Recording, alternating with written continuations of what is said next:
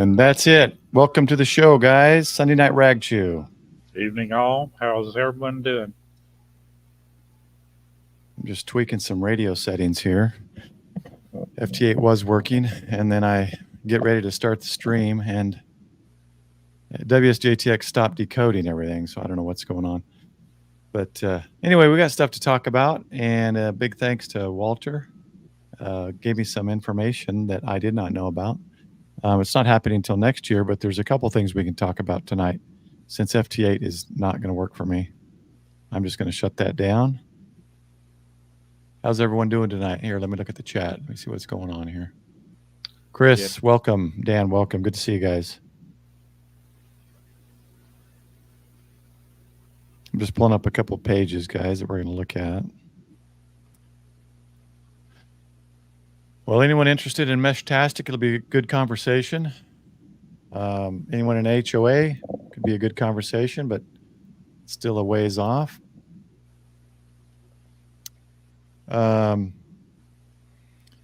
So there's a, well, let's talk about the HOA. Andy, welcome, brother. Good to see you. Let's talk about the HOA one. That's a bill coming up next year. It's a bill introduced already. It's coming up next year and the wording in this one may help us from what I've seen anyway, the clips or the cuts of it that I've seen. It talks about allowing accommodation for amateur radio operators so that they can participate in emergency communications for their local municipalities.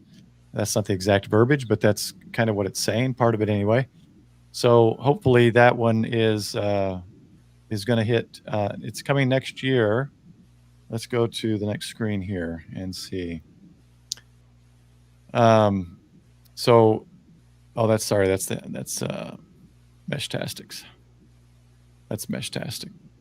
Oh no, I've got all Meshtastic. Where is my? Oh, the HOA is screenshots from images that Walter sent me. That's not it. That's not it. How do I go back? Help me, Michael. Okay, there. So my control, sir. It was showing me all sorts of things. Welcome, Walter. There he is. Hey, Walter, welcome. Yeah, I got your images downloaded here from the documents you got.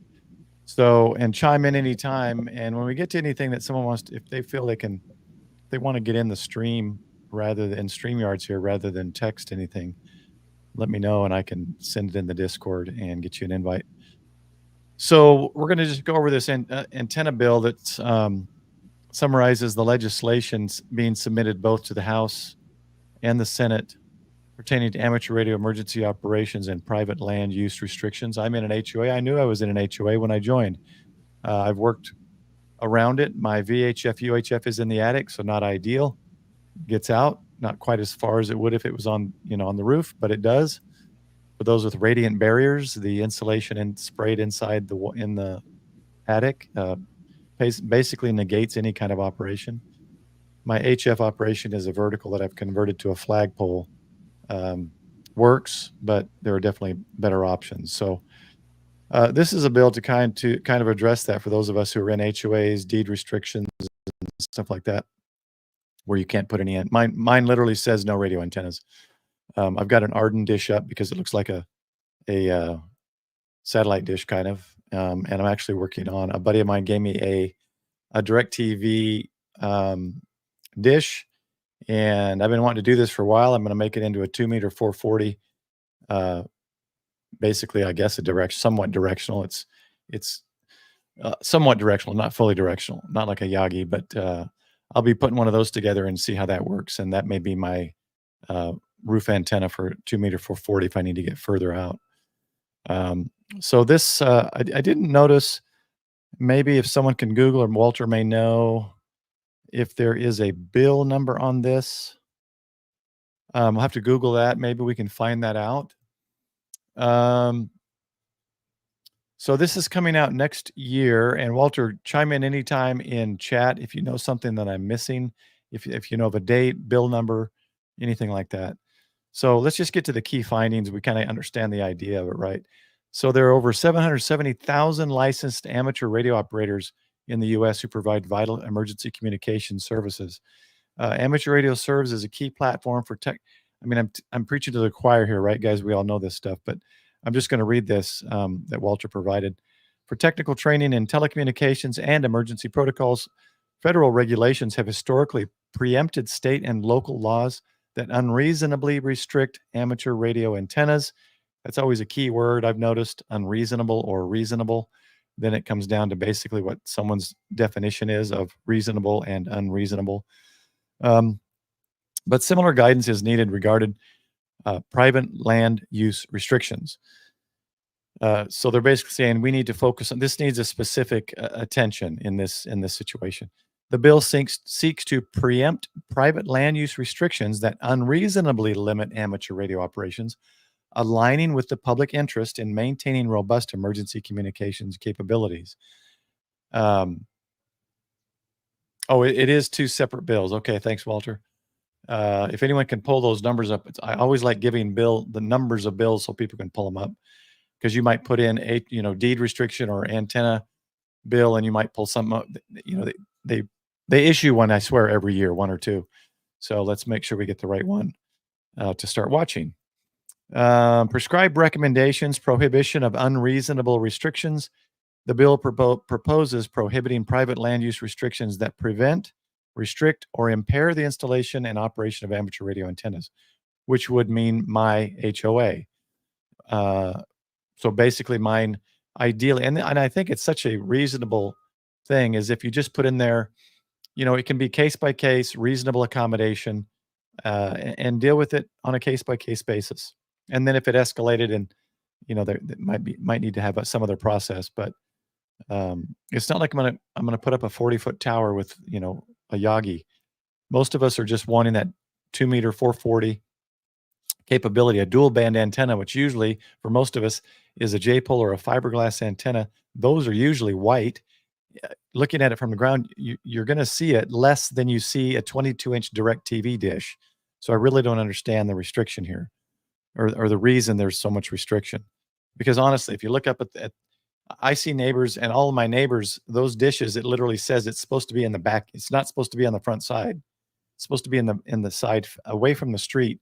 But every dish I see is in the front side, because it's only a 10 to 12 foot run of coax, and the cable company, because it's free coax, right? When they install it, they don't want to run a 100 or 50-foot line to the back of the house. So all the dishes are up. So I always thought if it ever comes to it, and I have to argue this, I will bring that up, and I will say, I will take my antennas down when you make all of those ugly gray 22-inch dishes move to the back as it's stated in our rules. So certain conditions are deemed reasonable, including compliance with manufacturer specifications, zoning ordinance, and safety standards, maintenance of antennas in a structurally safe condition, and all of us should be well versed in that, right? Nothing that could potentially fall on neighbors or harm neighbors, or electrical, or any kind of power, or anything that might affect in any of those areas. Also, if there's any emissions that you might need to check with your neighbors, and especially HF, if you're transmitting anything that messes with your neighbors. I posted a video earlier, and I won't do it because it messes up my light on this Tidradio.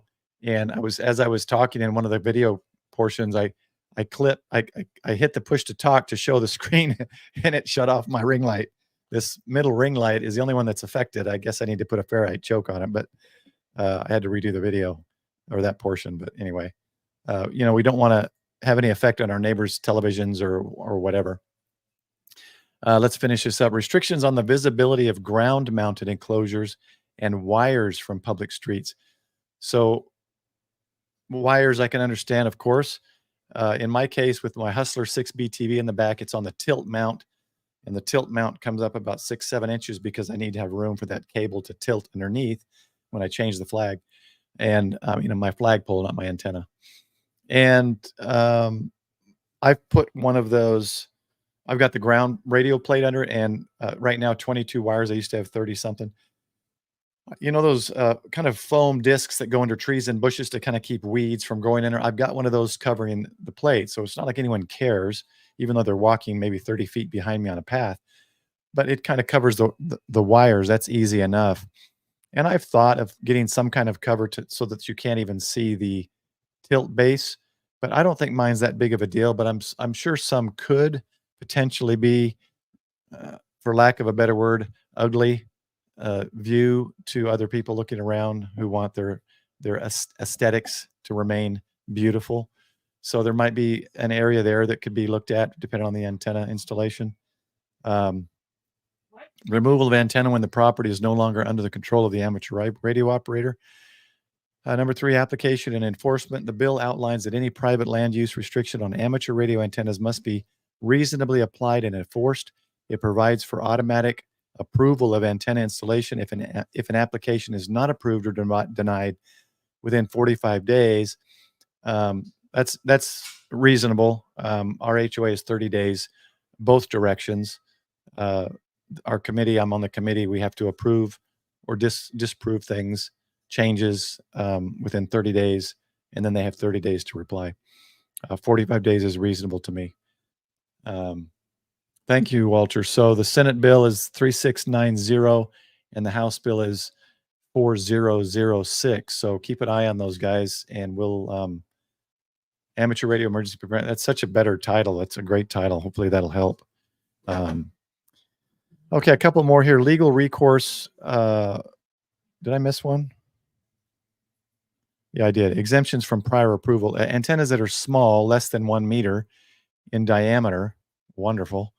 Flagpole antennas, minimally obtrusive wire antennas, like just a wire from the roof to the backyard, shouldn't be a big deal. And certain vertical antennas do not require prior approval. That would be wonderful. Those are some good additions.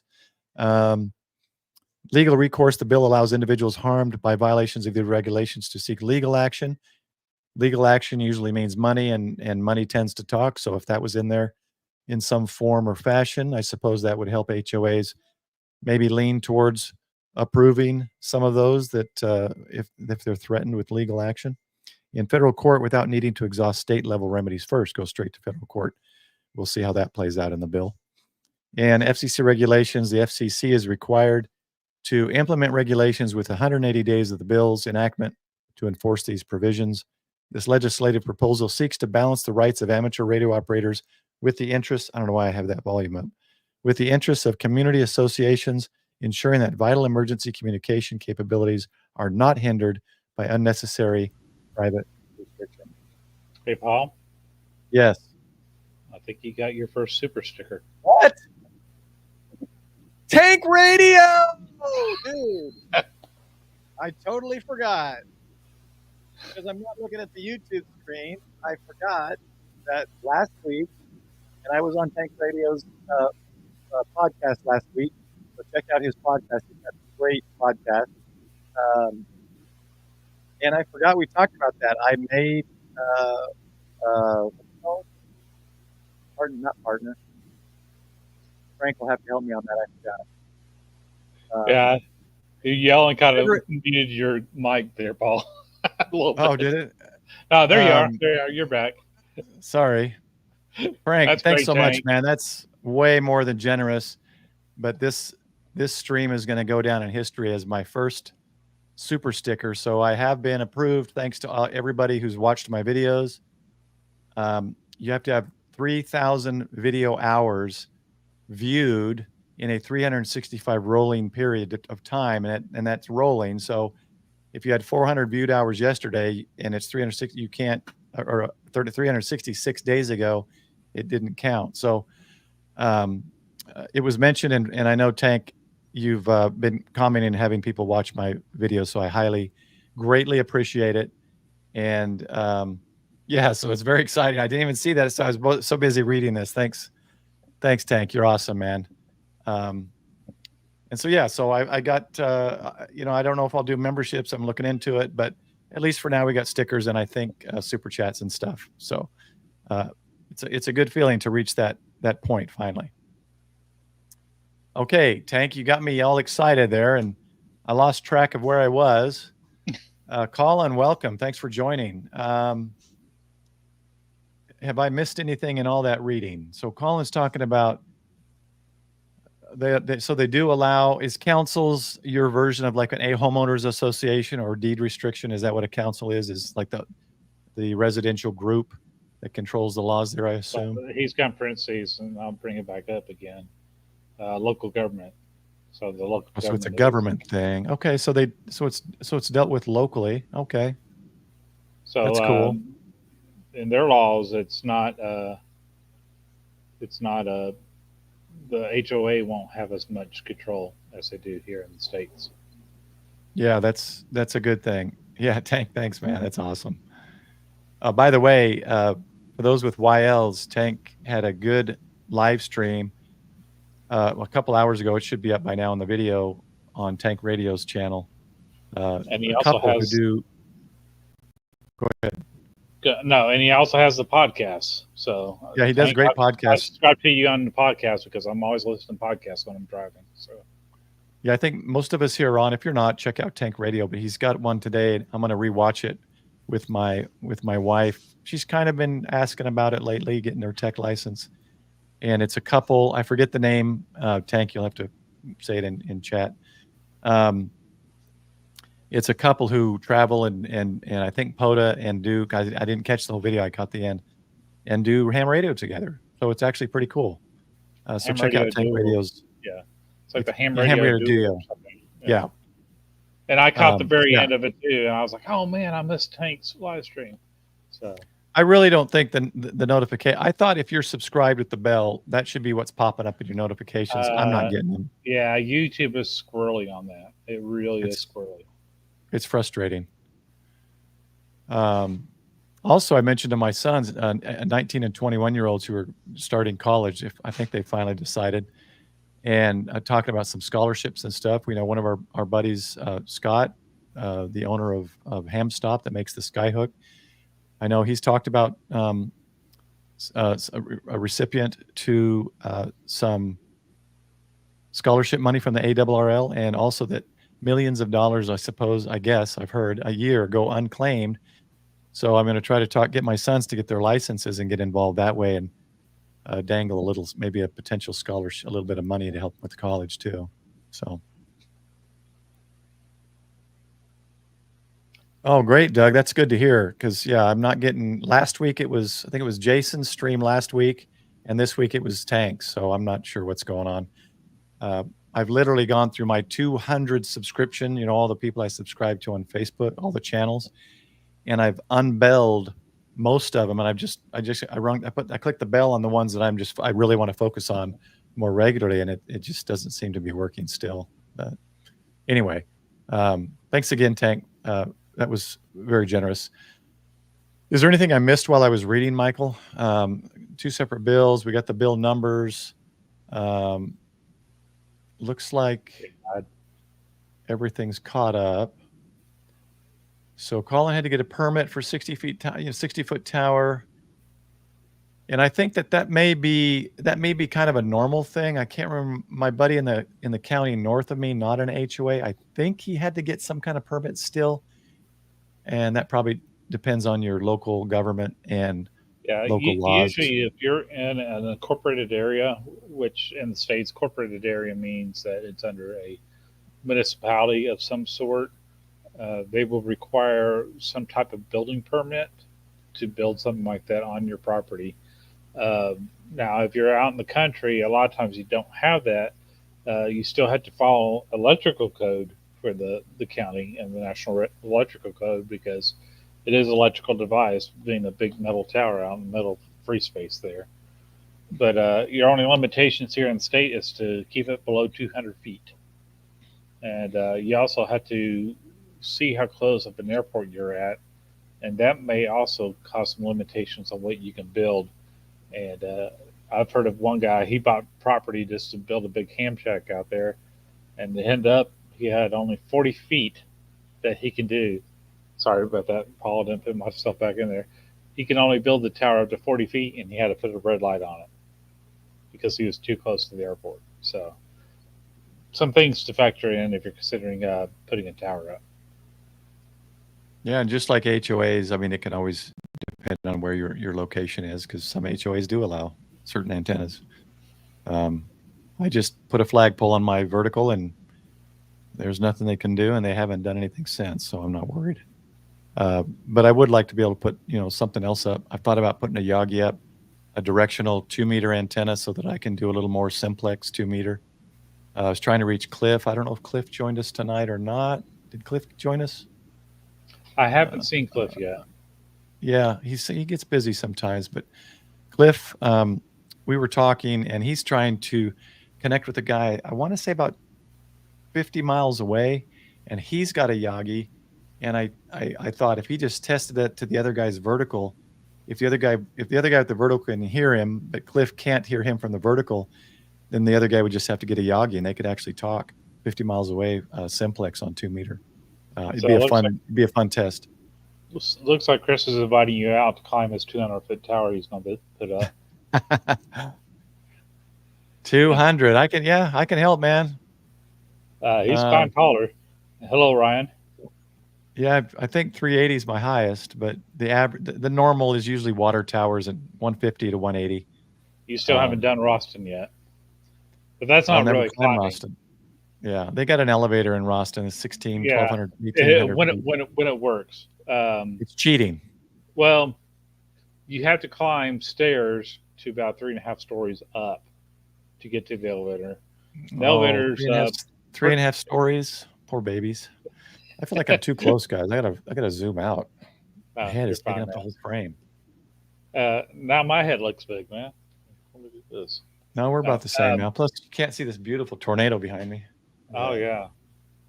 Paul's dressed like he's on the farm. He's got his hat on, his plaid shirt. Now, Roston, it's a 2,000-foot tower.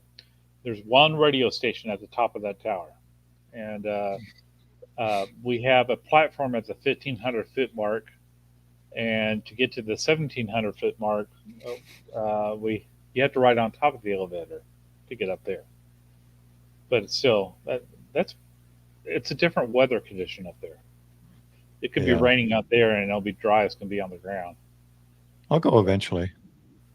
Yeah, Chris, if you had one, I would help you, because you've been someone else who's. Anytime I see other live streams or rewatch live streams that are posted as videos and it shows the chat, especially lately with that Tokyo video and stuff I put out, Chris has given me shout outs telling people to come look at my videos that I've done. Sometimes unnoticed, but I appreciate the shout out, Chris. You're awesome. Yeah, Chris, you might look at a Luso tower. They got one that goes, 162 feet up in the air, and it's telescoping. Goes down to 40 feet. They even have stairs where you can climb up there to that 40-foot mark to work on your antenna. So, if you have money, that'd be cool. And I could do here. My wife would bury me underneath it, but one of those crank up Roan type towers, but they crank up. They got power ones and hand crank ones, and then they also fold over.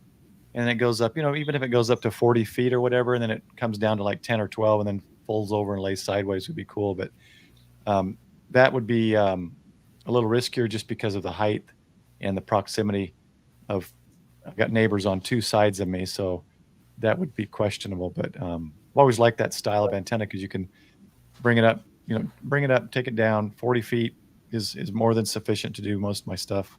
Yeah. And even if I had land, I think it would be good. Luso Towers, if you ever look them up, is LUSO, and they're not cheap. They're not cheap at all. So that's a lot of concrete, Colin. 11,023 pounds of concrete. I think Lars had a lot of concrete that he put in his ground to hold his antenna.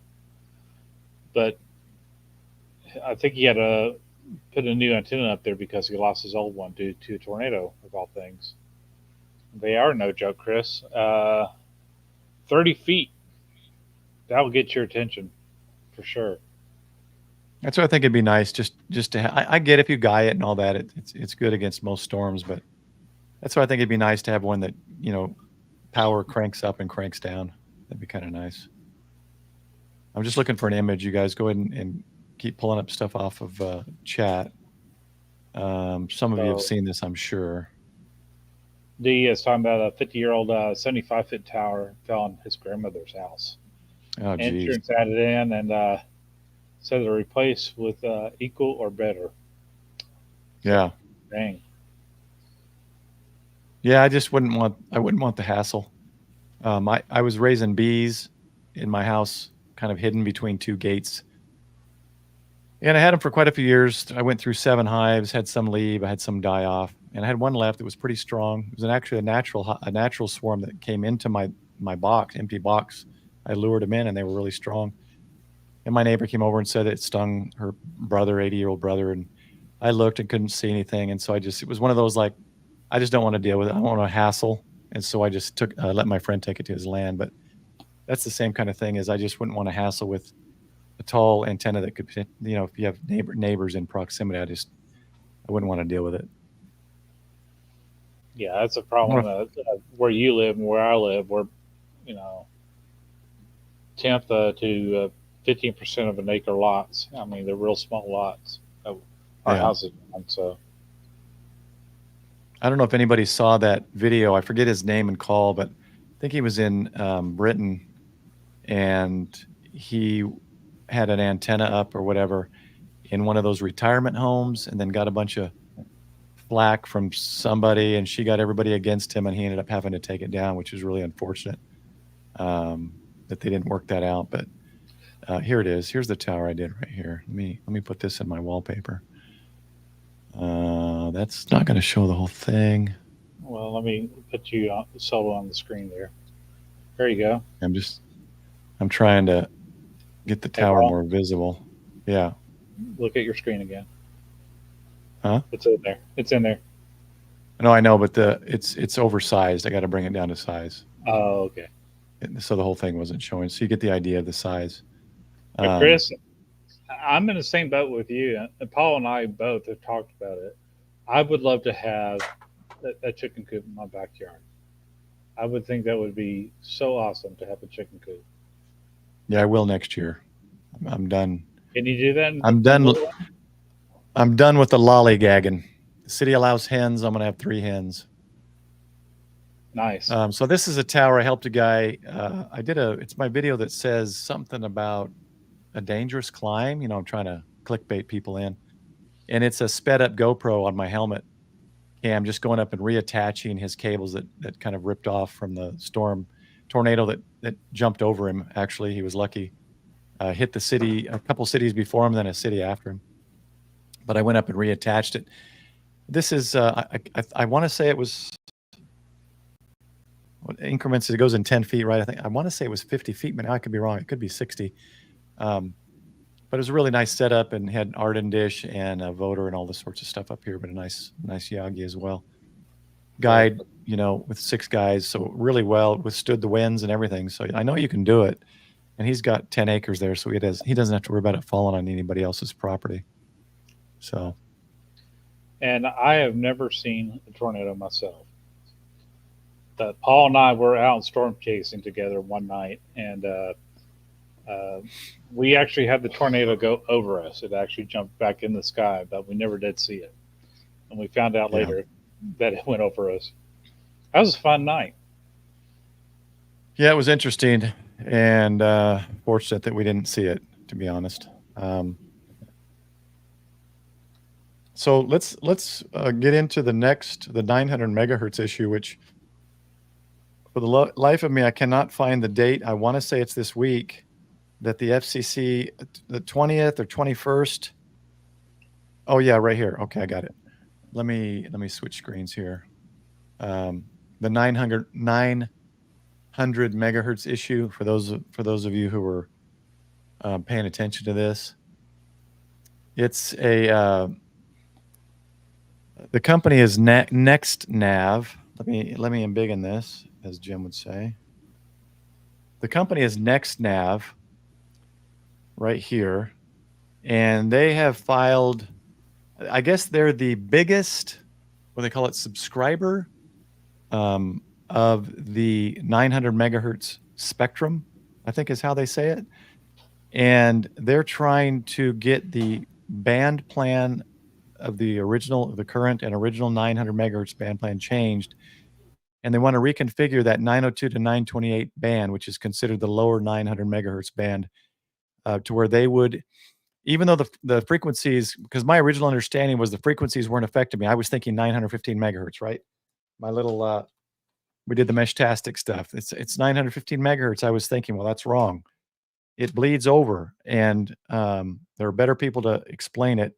I've got another thing to pull up, but the FCC wants people to reply with comments, and the Meshtastic group and the website has, I believe, a pre-made thing or some way that to help you give your comments. If this is something you use, something you're passionate about, something you would like to make a comment about, maybe if you need to do a little digging like I'm going to do before I submit something. And, their Meshtastic is dead, and other people are basically saying, look, this is a kind of like crypto. It's almost kind of like a decentralized, right? Not unregulated, but can you still hear me? I keep hearing a USB thing go off and on. You still hear me, Mike? It helps if I take my mute off. You're good. Oh, okay. I heard a USB thing unplugged, so I wasn't sure. So maybe someone in chat, I know some of you guys have used it more, D. Yeah, so I don't know if someone can, thanks, D. I don't know if someone can explain that better.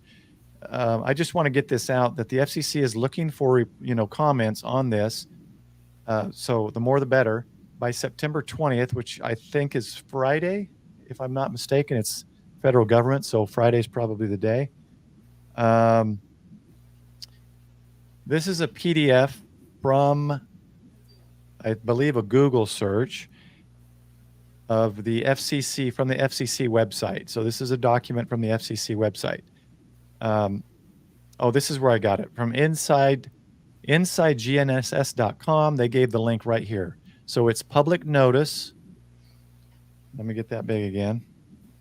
It's public notice DA24-776. If you Google that, it'll probably give you that page. And then the Meshtastic group, I don't know how to go back, guys, when I'm not full screen. The Meshtastic group at meshtastic.org. Excuse me, they've got a lot of information. I'll put this link. Let me go ahead and put it in chat, and then I'll put it in the comments or the description afterwards. Did that take it? No. That's not what I wanted. Because this one explains it all from Meshtastic and how it will affect us. Let's see if that comes up. There we go. Right. So this will help a lot. This is what I'm going to read through. I have not had a chance to read through it, guys. I spent most of the day, the latter half of the day, editing and shooting the video. So I haven't gotten to doing this. But if you're interested in it, and it's something that I just started videos on a couple of months ago, we were talking about the Meshtastic, and I've got, I'm going to do one where it's up on the roof and a wider range, and then I'm going to have some little ones. But it's a great open source, it's a community. It's become an open source community and a good way for kind of off-grid communications when other stuff is down. And I know some of you know better than me. Hey, Chris, however it's sent, the more the better. Even if you sent one personally in a different form and then yourself professionally, I think it's a good thing. So, guys, check out this link on meshtastic.org and then find out a way. Here's the opposition letter, and find out a way that you can comment and perhaps prevent. I'm a little pessimistic on this. I think money's going to talk. The government, I mean, what, $30-something trillion in debt? They're always about the money. I hope that's not the case, that they just do this for the money, because I don't know. I just being pessimistic, I guess. Well, they took part of our 1.25 meter spectrum. Yeah. And we didn't get it all back. They took part of it, and they're not even using it. They took it away from us. So. Well, I know part of the argument on this from them, NextNav, is if I remember correctly, it was a backhaul GPS network. So just looking at how everything is this day, and it deals with 5G in some way, I have a feeling I think they're gonna give it to him. I really do, which is really unfortunate. But which can we'll see, pretty guys. feel fantastic from what I'm saying. Yeah, let's like he was saying. What was the segment? 90. What did he say up there, Chris? I think. Oh no, it was D. Yeah, it runs from between 903 and 920. And I remember reading that somewhere that it's not just 915 megahertz, it's a range. So it will be affected. So definitely look into this, guys, because I've just gotten into this recently. And I think this is a great method of off grid or grid down type communications for family and communities and groups. Hey, Paul. Yeah. I just got a notice of your video, the best low cost HT for hams. It just Hey, the popped up notification on my worked. screen. That's good. How long ago was Yeah. that? Hour and a half. As long as it pops up. So yeah, we've got a couple.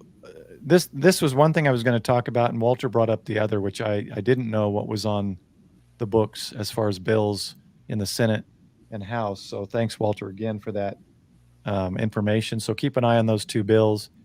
And then this week, guys, try, if you haven't already, look into some of this, do some reading, some investigation, and throw your support in there. Even if you don't use it, I can see a use for it. So I've bought a few of those devices and plan on getting things set up to be able to communicate locally. Let's take action. This is the opportunity. The FCC is asking for, if we have an overwhelming support of this type of technology, then I think we'll be in the clear. And I mean, the ARRL does a lot of defense of the spectrum, but they do it just for ham radio. And we need to reach beyond ham radio. There's a lot of things that are out there that we need to be supportive of, and this is one of those things. And ARRL is not going to be doing a push if it's not ham radio. Yeah, which is unfortunate because this is, in my perspective, there's a lot of guys that have channels that are just focused on MCOM. I've mentioned them before, Gaston and Tech Nord, Survival Tech Nord, OH88, Julian, OH8STN. That's pretty much all they're focused on. I've kind of got a little wider, a little broader aspect to my channel, but I do believe that this is important, and I'm very big into MCOM, emergency communications, and I think this is one of those things that can really be useful for us. So I'm hoping that it doesn't get affected, but we'll see. I was going to do some FT8ing tonight, but I couldn't get it to work. Sorry, guys. Yeah, D, definitely let your office know about it. I mean, a lot of these changes happen and people just don't know about it. Yeah. Until it's too late. Well, I didn't know about those two bills. Now, I might have heard something between now and then, but at least now I'll be able to, get some notifications on everything that's mentioned on the web about it. I've heard a little bit about the amateur radio parity bills that they're pushing through, but I mean, HOA, things may have changed a little bit because we are recently having quite a few natural disasters that haven't happened before, and a lot of political instability. So that may be something that gives us a little bit more of leverage there. But if everything's great, then why have ham radio? Because everything's great, nothing's failing, and now we have at least a dozen times the cellular system in North Texas failed. I mean, I'm not going to say 12 times. It's been enough times that caught my attention that I can't rely on my phone 100% like I can on ham radio or GMRS radio or other communications methods. 40 meter. Well, so you're losing part of 40 meters for CW? Huh. Wow. So I need to look up their band plan. What do we got? We got some time. Let me pull that up. We sure haven't heard anything. Usually the ARRL is quick to squawk about things like that, but for an entire region. So your CW, what was it? 40 meter? So he's saying CW operators may end up with as little as 25 kilohertz at the bottom of the band. Well, right now it only shows. Huh. So this hasn't happened yet, according to what Colin's saying. Oh, It's possibly. okay.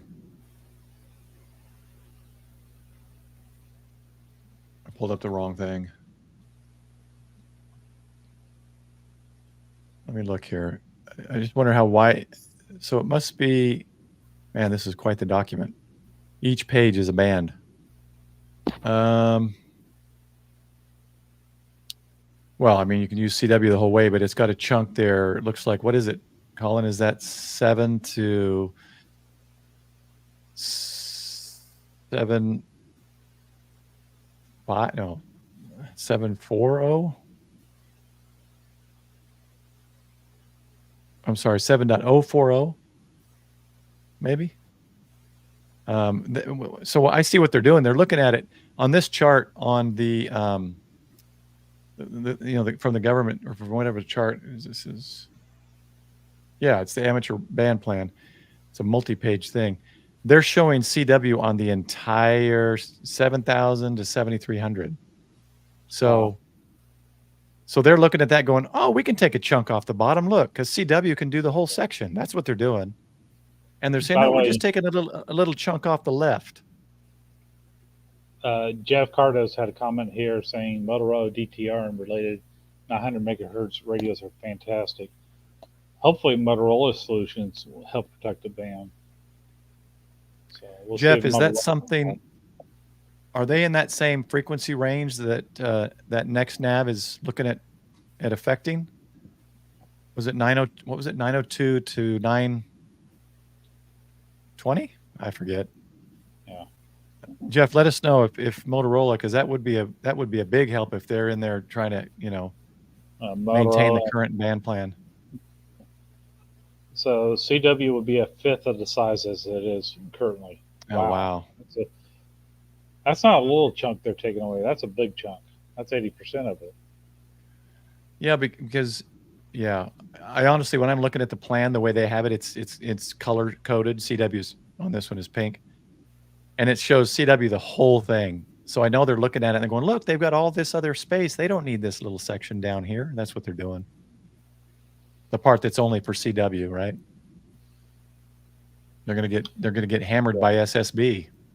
So the thing with CW is, they dropped the CW requirement, but Paul and I both have kind of dabbled a little bit in the CW now. But CW during in 2005 when Katrina hit New Orleans, I think it was CW and RIDI were the only communications methods they were able to get through, and sorry, I'm multitasking here. Were the only communications methods. So during the storm, CW is working, no voice can get through. So it's important. It's a good skill to have. Yeah, I was going to start maybe doing a series of me just learning CW, just record some of it with the Long Island Club. I was going to talk to them and see what I can and can't or shouldn't and should not video. Yeah, so anything like that, Navy radar, it would be interesting how they would allow that to be affected. If you got Navy and then a big player like Motorola on it, I don't know how they would change it. Well, Motorola's in it. There's plenty of other radio groups that are also. Because my understanding, like I said, NextNav is mostly a backup, like a backhaul or something to do with GPS and 5G. Yeah, I know my electric meter is also in the 900 megahertz range, and it's all mesh. In fact, if you look up on telephone poles, you'll see a antenna pointing down, and that's actually where it picks up from the mesh. But my electric usage goes to the neighbor, and then they retransmit and move on from there. So. Well, you got to keep our eyes on it, guys. And this is the week to act on 900 megahertz. Not this week. Act in the next few days. Don't put it off. And if you got some professional aspect, put it in professionally too. I think those help more. I've had the emergency manager here in my town, Travis, on a previous thing, have him put his input in front as an emergency manager of the city, and his support that would support us as ham radio operators in MCOM. And so, we got to do whatever we can do. And I think now that I'm hearing this, I'm a little less pessimistic. So I appreciate the comments, guys. I didn't know any of that stuff about Motorola and about the Navy. So hopefully those are some things that will prevent them from, and the ARRL, maybe they're going to submit. I don't know, knowing that hams use it, but I don't know. We'll see. But I am less pessimistic now, so that's good. Did you lose me too? Are we all here now? No, I see it. What, did we blip or something? What happened? Yeah, it was like a little. Oh, no. What do you call it? Latency. There you go. Oh wait, all licensed classes can use all 40? Well, so a lot of Europe. So the United States is unique in the fact that we get, we have limitations of power as a tech. Once you have your tech, it used to be 200 all around, but now they allow like 1500 on 6 meters.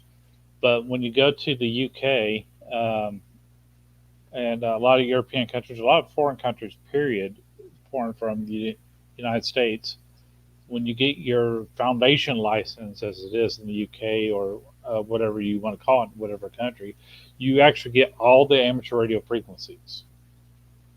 But you're limited. Yeah, you're limited to, like on the first license, maybe 5 watts. So I can be on 20 meters, but I just can't go above 5 watts with a foundation license. And then it just builds from there. So, and I guess I could show it. I'll switch to your screen here. The maximum amount of power that I know of for ham radio is 2,000 in New Zealand. We're limited to 1,500 here in the States. I think England's at 400. I don't know what Japan has. What's Japan's limit? 200 watts. 200 watts, okay. So it's 400 in England and 2,000 in New Zealand. Is this the right one, Colin? Do I have it right? This was the first thing I clicked on after Googling. It's the same in Japan, and as a non-resident of Japan, I can't do more than 50 watts. So the only way you can do 200 watts in Japan as a foreigner is if you have a resident visa to live there and you have a stationary setup. So they do the same thing, but I can access every frequency, or they can access every frequency. Well, I can too, but they can access every frequency on all levels of license. So maybe that's, is it just America that does it the way we do it, or is it by zone? But Colin's saying that is the present one right now. So they haven't made any changes yet. But it looks like you see what I'm saying though? So we as hams, especially if you're a CW operator, we look at this. Like, this is where CW is. I don't go there because I don't do CW. Well, I made a couple CW contacts last week because I programmed in memory for my push buttons. But we look at this chunk for CW. We don't look at this, even though we can. But I guarantee that what they're doing, their argument, they're saying, well, no. Look, you have all this for CW. We're only taking this chunk right here. That's what they're saying.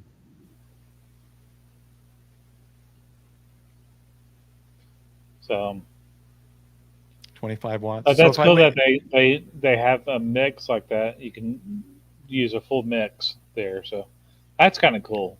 In fact, Colin, what is it? Go ahead, Michael. Sorry. There was a guy in Michigan, and his name was Larry King. And he, I kid you not, he put on a recording loop and saying Larry King is a son of a B, a son of a B, a son of a B. Larry King is a Jeez. son of a B, and it was on a loop, and he was probably pushing 5,000 watts on it.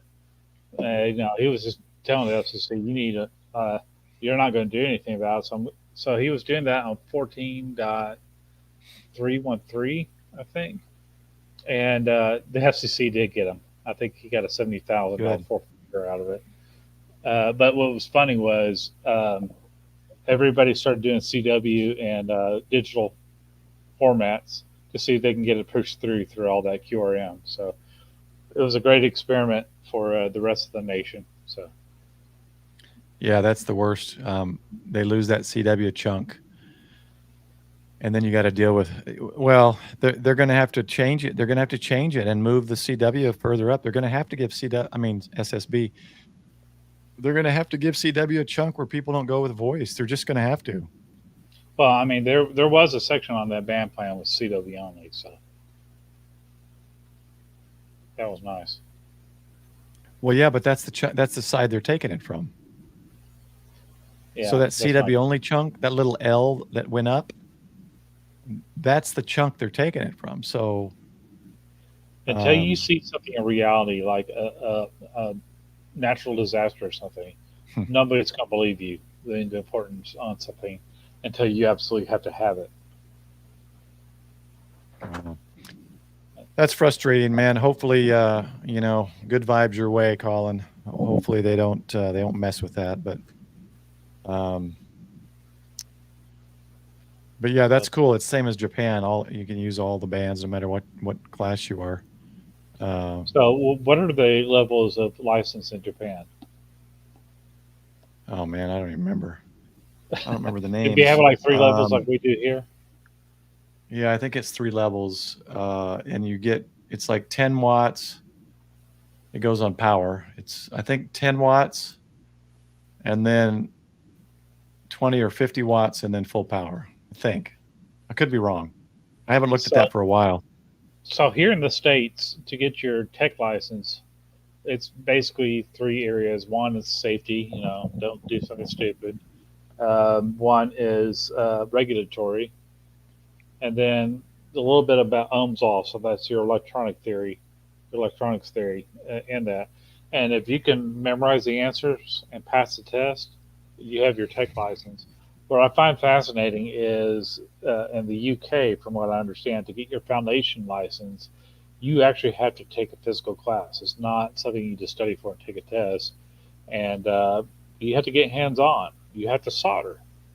And I think that's just very fascinating how they take it a different direction there to where you have some basic skills there that you actually get hands on and you're graded on that as part of getting your license.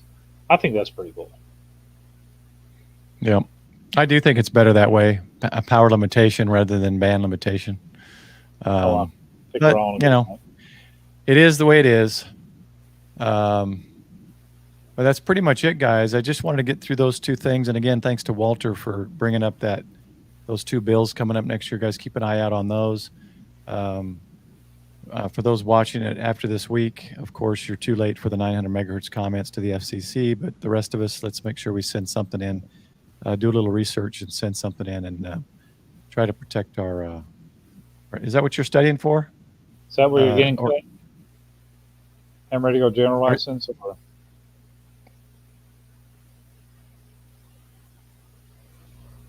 I just want to make sure I do this one more time before we close out. Frank, you're the man. If you ever watch this again, greatly appreciated, brother. That's awesome, Frank. That's a great start. Okay, so just keep doing it. The general took me, I don't know, maybe a few more months longer than tech, and it was the extra that took me a couple of years of time. I gave up a little bit, and then I don't like limitations. And for me, when I travel, the only way to travel with radio is to have your extra. So reciprocation and all that. Well, when you're in 4 countries, especially. I took my tech and bombed the general. And just absolutely bombed it because I was going from zero to absolutely nothing, from nothing to getting my tech. Well, I'm going to say a year later, I started studying for the general. I said I'm going to take a class, and I just asked questions in the class and passed my general, and then went to a HamCom or Ham convention in Fort Worth. Just a few months later, maybe 2 months later, it was called the Cowtown Ham Fest. If you know anything about Fort Worth, they got the stockyards. It's all about cattle.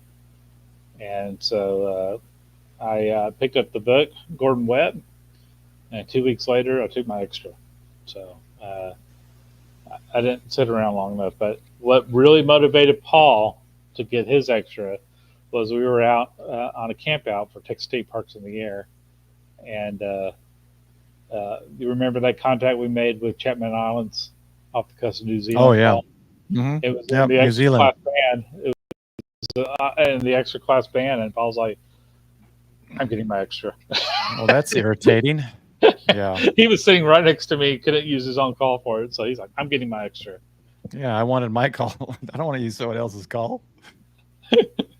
Well, you could have done the call. No, but I'll be honest. I'll be honest. I think just like I think you just said it, Michael. Or no, who said it? No, Ryan said it in the chat.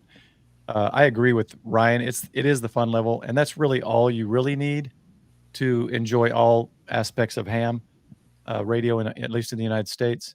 Again, the main reason I got extra is one, I'm a person, I just don't like restrictions. And the other reason was because I travel. Extra is the only way to go when you travel if you want to use your radio outside of the United States. So once you get your general, man, you're going to be set to get on HF, do CW, do all that fun things on all the bands. So you'll probably be happy for quite a while. And at some point, you may want to get extra, but to be honest, you'll probably be happy with general. Yeah, general's got some stuff, but if you travel internationally, extra's the way to go, definitely. And I did just for the challenge. Yeah, I got to start helping more. I've been a VE. I just renewed it. I definitely got to start helping the guys locally more and be part of this test session. So I gotta up my game there, guys. I hate to say it, but I was a VE for both ARRL and W5YI. So I was part of both of those groups, and used to do tests 2 or 3 times a month. And yeah, I haven't done it since I renewed my license. So. Well, Rat, what's that? All right. Oh, is that maybe he's talking about the email he sent to me. Okay. Maybe he meant that has CW info. But yeah, so Michael, you didn't have a video today, you said? Is you going to come up with something No, next time? I didn't do a video this week. Maybe we'll be collaborating here. I figured it was that. Yeah. But what you might do this month, we were talking about, you think you might still do it in the next weekend? Which one? I gave you a lot of different plans. Sorry, this weekend, sorry. Were you going to do that still? I don't know which plan you're talking about, but well, the only one I put on my calendar is the RV show. Oh, yeah, we can do that. We can definitely do that. So I didn't know if you're going to do that. He did that last year for those interested in RVs, trailers, and stuff like that. Mm-hmm. Most of the ones he showed on his video last year were like the price of my home. So they're not ones that I'm interested in. Well, and the problem is that particular show is not as big as it used to be. And the RVs I really wanted to see were not there. And what was funny was the week, I think the next video after that was the Go Kid Challenge video. And one of the contestants actually bought one of the RVs that I was looking at. So not the actual one. He got one of the models that I did cover in that. And he had a nice setup on the Go Kid Challenge video for his RV ham shack. It was a van life. So, but yeah, I definitely would like to get an RV. That's one of my dreams. But this past week, if y'all are into drones and things like that, I saw my second drone show ever The first one was pretty lame. I'm just going to say Oh it. yeah, It the was Star pretty. Wars thing. I It's forgot. pretty windy, and I didn't promote my last video because it was Star Wars night at the FC Dallas game, which is uh, what we call soccer here. I know a lot of countries call it football or football, but Pretty sure Australia calls it football. yeah, and it was a lot of fun. I mean, I'm not a football guy, when it comes to soccer. I just don't know all the rules, and I know some of the things that they do, but not all the things. And that was fun. And went with that fellow Ham, John Hill. Yeah, John. Yeah, He's he's a Win League the Wednesday guy. deadlifter, and he Yeah, does the Win Link Wednesday. Yeah. yeah. He I met him at a children's museum. We were giving a ham radio demonstration, and he took my class, and now he's leading Win League Wednesday. So he's doing pretty Yeah, good. Chris, some guys were talking about that. I found a workaround, and it could be challenged, I'm sure. But if somebody else does the drone footage and gives it to you, then you're not breaking the law. As long as they have a Part 107. No. If they're Really? taking drone footage of anything you're doing and they are not monetized, they do not have a channel, they are not making money, and they just give you footage, then you are not breaking the law. The person flying the drone is not making money. Anybody here work for the FAA? Just want to make sure that is legit. Well, I think it's a workaround, and until someone fights it, there's nothing they can say because there's nothing that says you can't do that. Well, I have a brother. It's just like me putting video footage up on. What if I'm a drone person? I take video and you put it up and I'm just a hobbyist. I put it up on something that's not monetized, my own webpage, no monetized. I'm just hobbyist. Hey, check out the water behind me and these ducks. And someone wants a background and they are monetized and that they can use that. They're not going to get in trouble. That was me unmonetized taking the video flying the drone. I think it's a workaround. And I meant to tell that to Frank and Jason. I have a feeling they could do that. So, and I agree with Colin, or so we call UK football, the round ball. Oh, okay. I'm in agreement with. I'm in agreement with D. I'm going to side with D on this one. Yeah, but I don't think YouTube's going to do anything as far as the FAA goes. They don't know if you have a license or not. They have no idea. D, I don't think that's the case. Inspecting your own roof, you're not making money. The thing with the Part 107, you can fly a drone for your personal use all you want. You just can't post it on any social media at all, from my understanding, because all social media runs off of commercials or advertisements. So therefore, it's a commercial entity. You can't use Facebook, you can't use YouTube, and so on and so forth. But if you're looking at your own roof, I think you're okay. We look at radio towers with them because we're not paid. We're not making any money off it. But if somebody paid us to go look at something for them, that's when you have to have your Part 107. At least that's my understanding of how the law works. You can fly over other people's property and you'll see other people's property as well. You're just not supposed to be taking photos and video of other people's property without consent. But you can fly. The FAA controls the airspace 1 inch over the highest point in everybody's property. So if your tree is 100 feet, your property ends at 100 feet 1 inch, and then the FAA controls that airspace. I clicked the wrong one. They're coming in fast. You can't fly down in towns in South Australia legally or national parks. We can't fly in national parks, and we definitely can't. We used to be able to fly in state parks, but that's gone away. I think that's all going to be litigated and contested because everybody's getting drones, and it's ridiculous to not be able to go fly a drone and show your experience or someplace somewhere. Well, I think the reason it started before drones, and it started because film crews and people with setups that might mess up the habitat with tripods and lighting and roll cameras and things. That's how it all started.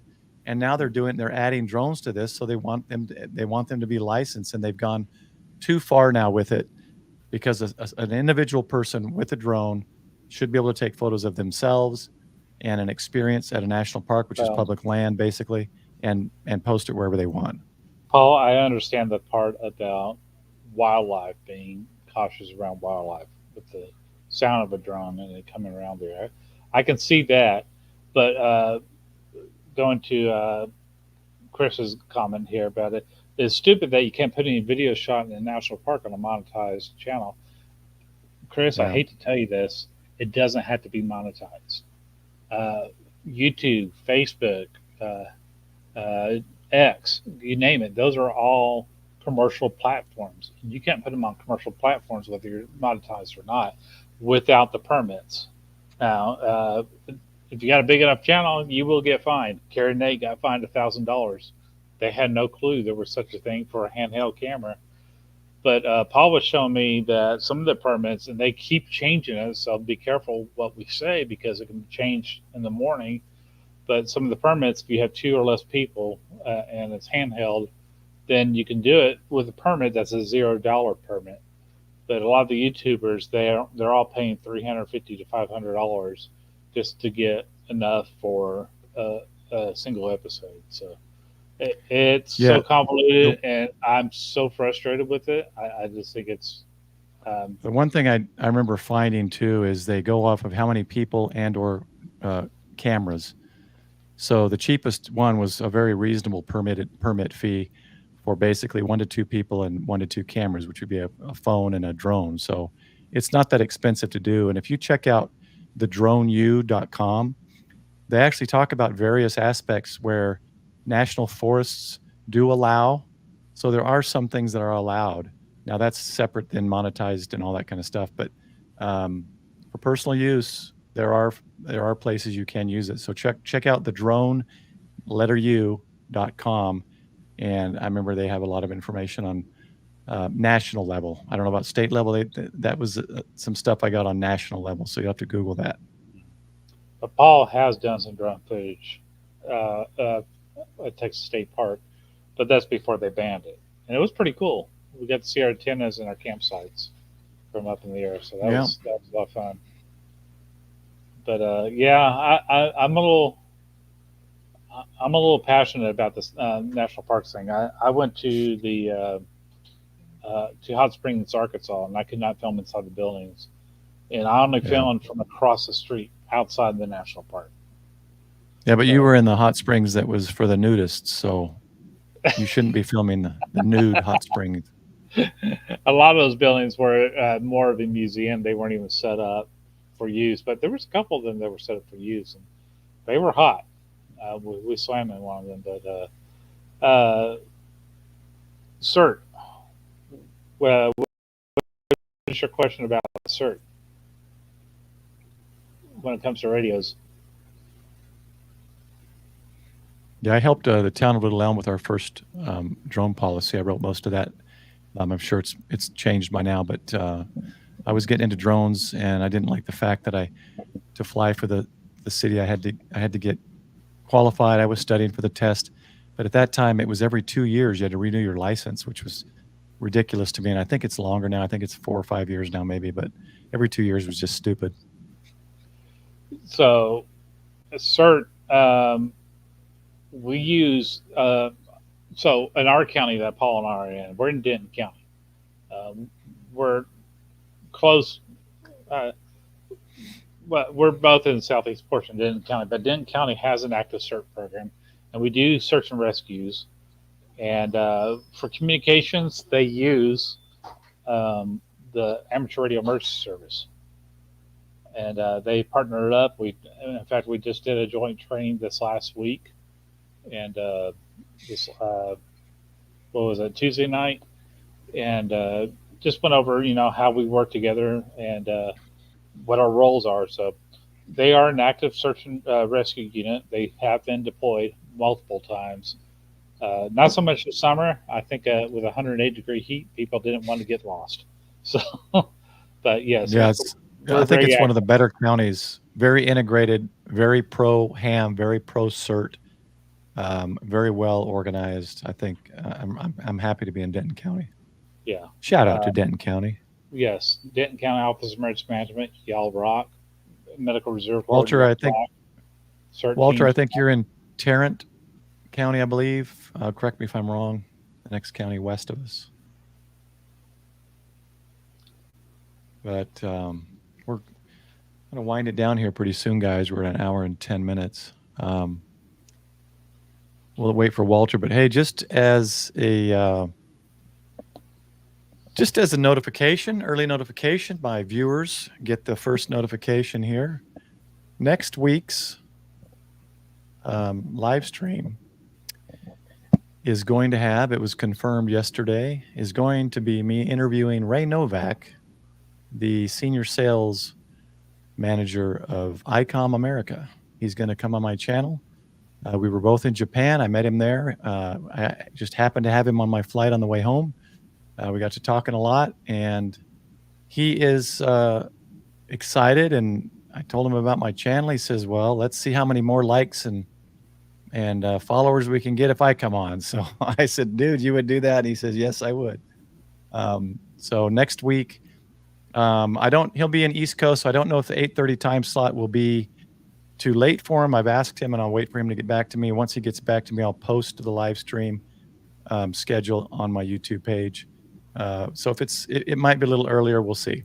But either way, I told him, I said, doesn't matter, anytime afternoon, whatever works for you, I'm doing this interview. So look for that next week, guys.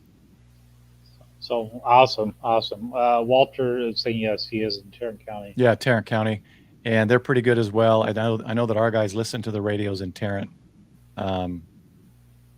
Usually storms that are in Tarrant come to our county.